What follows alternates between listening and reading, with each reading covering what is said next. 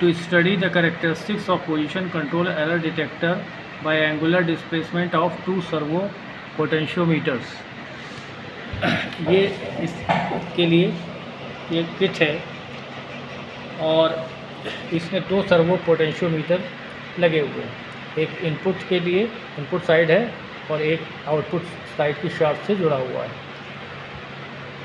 Potentiometer क्या होता है? एक ऐसी डिवाइस होती है जो वोल्टेज को चेंज कर सकती है, रेगुलेट कर सकती है।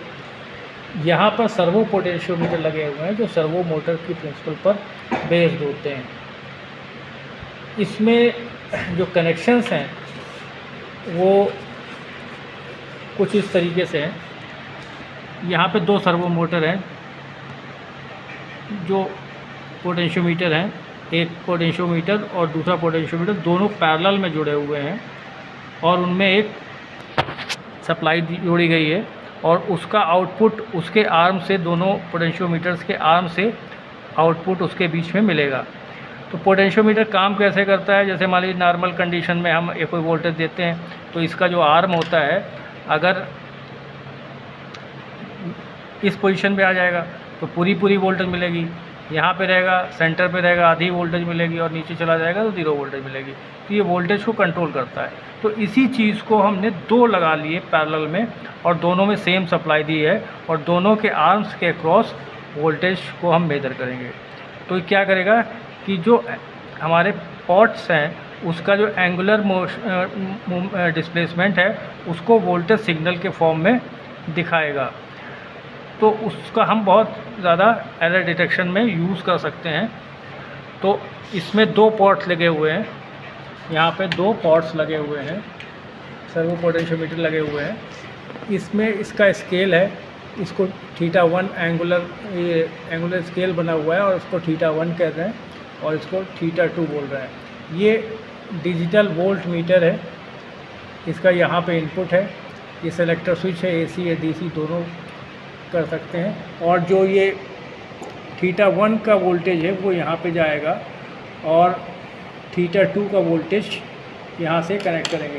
तो एक ये वायर यहाँ पे हम कनेक्ट कर देंगे जो θ2 की वोल्टेज है दूसरे पोटेंशियोमीटर की वोल्टेज को ये समिंग पॉइंट पे ले आएगा, यहाँ से इस पे एरर डिटेक्टर पे, और एरर डिटेक्टर का आउटपुट हम वोल्ट मीटर में जोड़ देंगे। तो एरर डिटेक्टर का आउटपुट वोल्ट मीटर में जोड़ देंगे। हमें यहाँ पे अपने एक्सपेरिमेंट में ये करना है कि एक पोटेंशियोमीटर को हम एक फिक्स पोजीशन पर रखेंगे। जैसे θ2 को मान लीजिए हम 180 डिग्री की पोजीशन पर रख दें, तो θ2 को 180 की पोजीशन पर ले आएंगे। यहाँ पे इसके स्केल में दिखाई पड़ेगा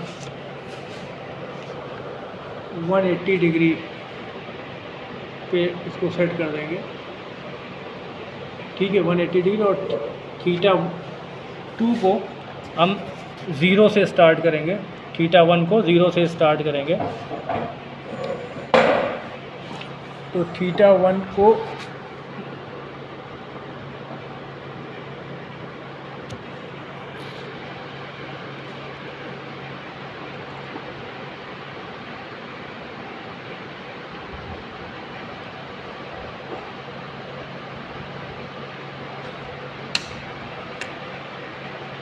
ज़ीरो से स्टार्ट कर रहे हैं।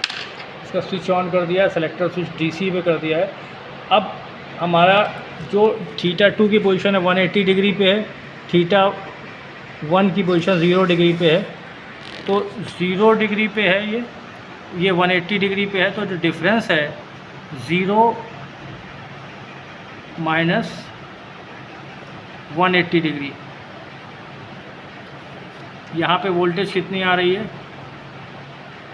-2.4849। इसी तरीके से हम इसको अलग अलग एंगल पे θ1 की पोजीशन को शिफ्ट करेंगे। मान लीजिए हम इसको 30 के गैप पे कर दें तो 30 डिग्री, 60 डिग्री, 90 डिग्री, ऐसे इसको चेंज करेंगे।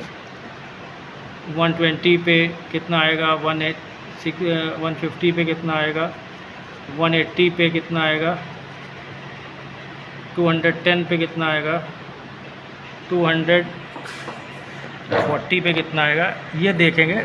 ये θ1 की पोजीशन रखेंगे और यहाँ पे थीटा का जो डिफरेंस है, एरर है, वो निकालेंगे। ये 180 पे ही सेट रहेगा, θ2 की पोजीशन 180 पे ही रहेगी और इसका डिफरेंस निकालेंगे। तो अब हम θ1 की पोजीशन को 30 डिग्री पे चेंज करेंगे। ये 30 डिग्री पे हमारा अप्रोक्सीमेटली ये आ गया।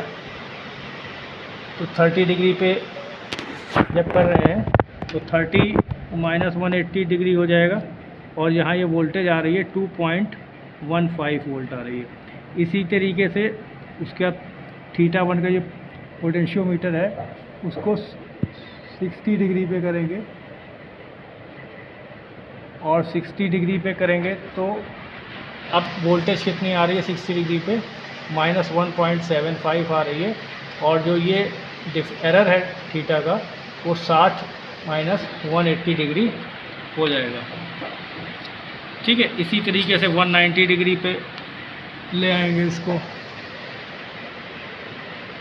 190 पे ले आए तो 90 पे ले आए तो ये 90 माइनस 180 डिग्री हो गया, है ना। तो पॉइंट ये माइनस 1.29 हो गया। उसके बाद 120 पे ले आएंगे इसको,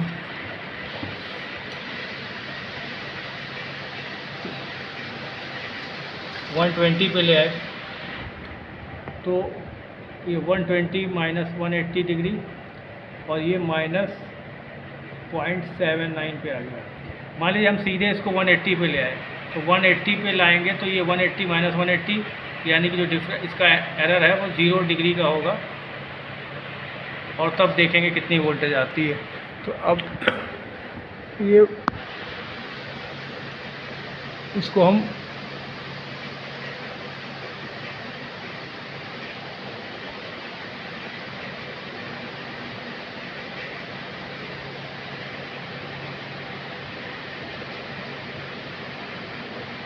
ये 180 डिग्री पे θ1 को सेट कर दिया तो अब 0 डिग्री यहाँ पे 0 हो गया, यानी कि आउटपुट वोल्टेज 0 हो गया। क्यों 0 हो गया कि दोनों पॉट्स के जो आर्म्स हैं वो सेम पोजीशन पे, यानी कि इनके बीच में जो वोल्टेज बन रही है वो 0 डिग्री आ रही है। ठीक है, तो अब हमें इससे क्या पता चल रहा है कि जैसे मान लीजिए हमारा 180 डिग्री का जो एरर सिग्नल था तो उसके बाद ये 150 डिग्री का एरर सिग्नल था, फिर ये 120 डिग्री का एरर सिग्नल था, फिर 90 डिग्री का एरर सिग्नल था। ठीक है, इसी तरीके से एरर सिग्नल जैसे जैसे चेंज हो रहे हैं वैसे वैसे वोल्टेज घट रही है और वोल्टेज हमारा ये माइनस में आ रहा है। फिर जब दोनों पॉट्स की पोजीशन सेम हो गई तो ये 0 वोल्टेज हो गया। अब अगर हम इसकी एंगुल θ1 की पोजीशन और चेंज करेंगे, 210 कर दिया जैसे, तो अब देखिए 210 पे क्या होगा, 210 माइनस 180 यानी कि अब ये 30 डिग्री प्लस में हो गया।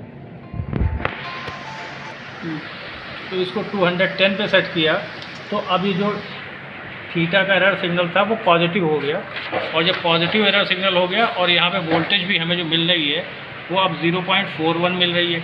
इसी तरीके से हम इसकी वैल्यू को θ1 की पोजीशन को बढ़ाते जाएं, जब 240 कर दें, जब 240 कर देंगे